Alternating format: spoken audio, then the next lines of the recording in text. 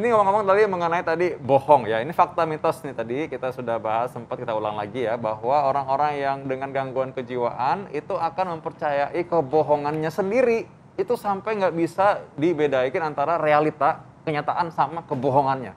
Ini fakta atau mitos? Dokter Viko, Dokter Sabrina, memang ini pernyataan yang sebetulnya sering terjadi ya. Apakah ini sebuah fakta atau mitos? Jelas inilah sebuah fakta ya. Karena apa yang terjadi di dalam kebiasaan berbohong tadi, lalu menimbulkan niat dan motif yang memang kemudian dia tahu menguntungkan dirinya sendiri, lalu menjadi sesuatu pembelajaran.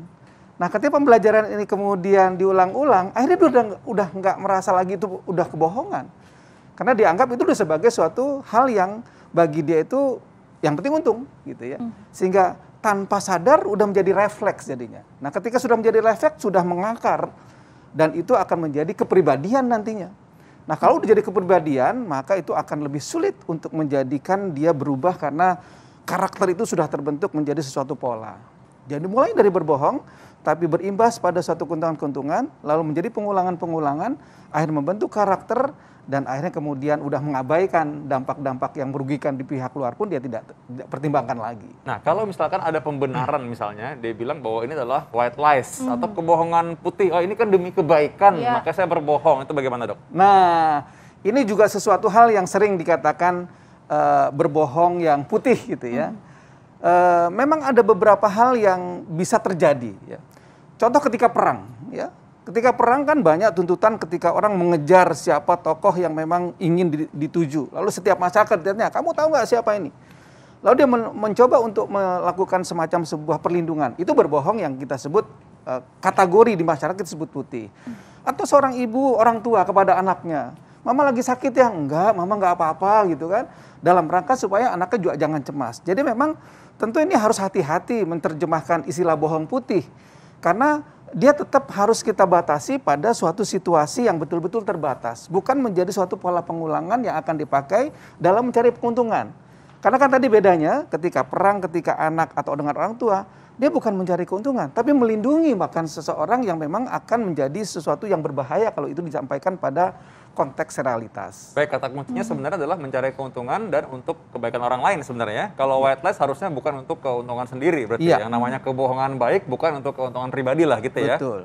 Ya, tapi itu pun tadi kata dokter ada batasannya juga ya, Dok ya, untuk yang konteks itu ya. Betul, pengulangannya itu yang tadi harus kita juga ukur menjadi sesuatu yang masih dalam batas kita sebut sesuai dengan mentalnya atau sudah pembiasaan.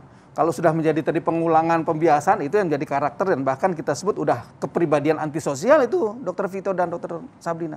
Oke, nah kalau orang yang seperti ini tuh dapat dicegah nggak sih, Dok?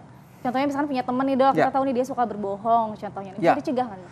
Dokter Sabrina, ini sering terjadi di dalam hubungan orang tua dengan anak ya. Kenapa anak berbohong ya? Karena ketika dia jujur menyakitkan. Itu kata kuncinya. Ketika anak sedang mengekspresikan kejujuran, realitas yang sedang dia sampaikan, lalu diberikan sebuah situasi yang menyakitkan, pasti akan belajar. Oh, saya kalau berkata jujur menyakitkan sekali. Akhirnya mulailah dengan mencoba untuk merekayasa cerita. Makanya pencegahannya seperti yang Sabrina sampaikan, biarkan ketika ada sebuah realitas dalam tumbuh kembang anak, menyampaikan sesuatu yang belum sesuai dengan norma-norma, jangan langsung di-blame. Apalagi dimarahi, karena itu akan menjadi cikal bakal anak belajar berbohong. Bisa dicegah sekali, Dokter Sabrina. Menarik sekali ya ilmu kejiwaan ini. Kalau udah dewasa gimana, dokter? Itu anak-anak nih, kalau udah dewasa gimana? Ntar dinasehatin malah jadi marah. Iya, tentu perkembangan yang tadi kita sampaikan dan Dokter Vito juga tadi sampaikan dalam kehidupan sosial tentu beda ya. Contohlah hubungan sedang adanya pacaran gitu kan, janji jam sekian nggak datang, mau beli ini nggak jadi, itu kan tanda kutip ya, bohong-bohong yang sifatnya tentu dia mungkin ada keterbatasan, tapi dalam rangka mencoba untuk menyenangkan seseorang yang sedang dia coba tuju menjadi sesuatu yang dimanipulasi. Nah tentu apa yang tadi dokter ketika dewasa, tentu karakter berpikirnya sudah lebih pintar lagi kan, sehingga kapasitas dia ketika merangkai sebuah cerita semakin pandai. Nah apa yang harus kita lakukan tadi? Bagaimana kita mencoba memahami latar belakang ketika seorang melakukan suatu manipulasi data untuk kita terima dulu. Karena benturan ketika dia menyakitkan itu sebetulnya kuncinya. Kalau dia berkata terus terang tapi kemudian diterima dengan tulus dan ikhlas, bahkan tanda kutip, ya kami mengerti, saya bisa maafkan.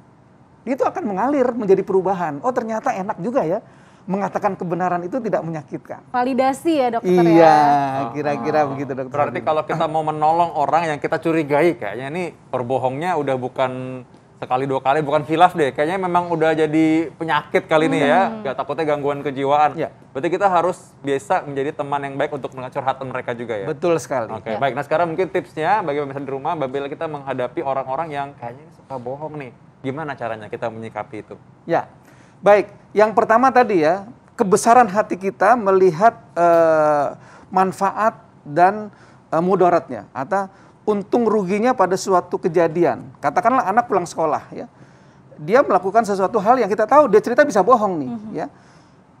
Tadi hindari memblame judgment yang sudah di awal. Biarkan dia mengalir untuk menjadikan itu suatu cerita yang kita tahu dia akan bohong. Iya Mang, sebetulnya nggak begitu kira-kira gitu. Jadi artinya tadi kebesaran hati langkah pertama untuk memberikan kekuatan kesabaran kita di dalam menerima suatu cerita harus lebih besar ketimbang langsung menghukumi, menjudgment sesuatu hal. Karena itu kalau tadi tips pertama adalah ya tentu memaafkan.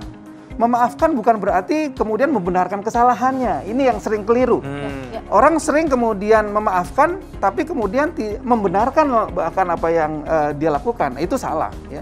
Yang benar adalah memaafkan lalu berikan konsep reward dan punishment yang tepat. Ya, baik itu anak kecil maupun dewasa maupun dalam perangkat hukum seperti sekarang.